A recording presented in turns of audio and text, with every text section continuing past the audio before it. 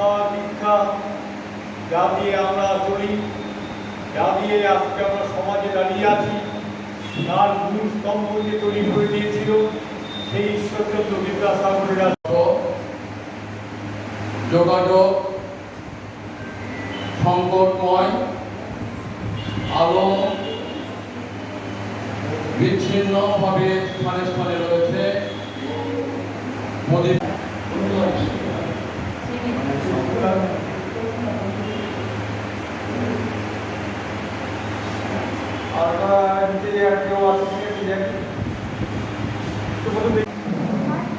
বিদ্যাসাগর সশরীরে আমাদের মধ্যে নেই, কিন্তু বিদ্যাসাগরের যে সমাজ সংস্কার, বিদ্যাসাগরের যে শুধু জ্ঞানী নন, ছিলেন দয়াবান। বাঙালিদের শিক্ষা দীক্ষায় করেছেন বলিয়ান, নারী শিক্ষায় ছিলেন মহান প্রতীক, বাংলা সাহিত্যে অমূল্য কীর্তি। তিনি সমাজ সংস্কারক হিসাবে গণ্য।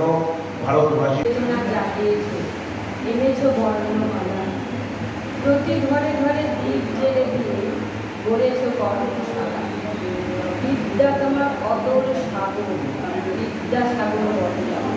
পাণ্ডিত্য যেন শিখর চূড়ার উজ্জ্বল হয়ে যাবে। সেবা দিলে মানবিক জাতির ঈশ্বর সেজে উঠেছে। জীবন যাপনে উদার ও ত্যাগের ফুলের মতো যে পথ দেখায় সমাজের কাজে ভুলি নাই কোনো।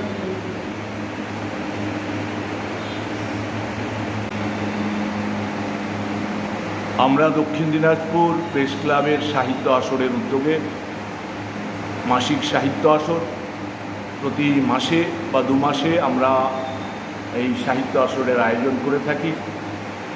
বিভিন্ন সময় বিভিন্ন মনি ঋষিদের জীবনী নিয়ে, কখনো সাহিত্য নিয়ে আমরা মাসিক সাহিত্য আসরে বসে থাকি।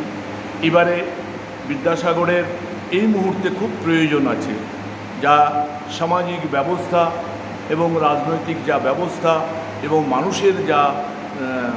মানুষের ভীতি সঞ্চার, সেই জায়গায় বিদ্যাসাগরের প্রয়োজন আছে।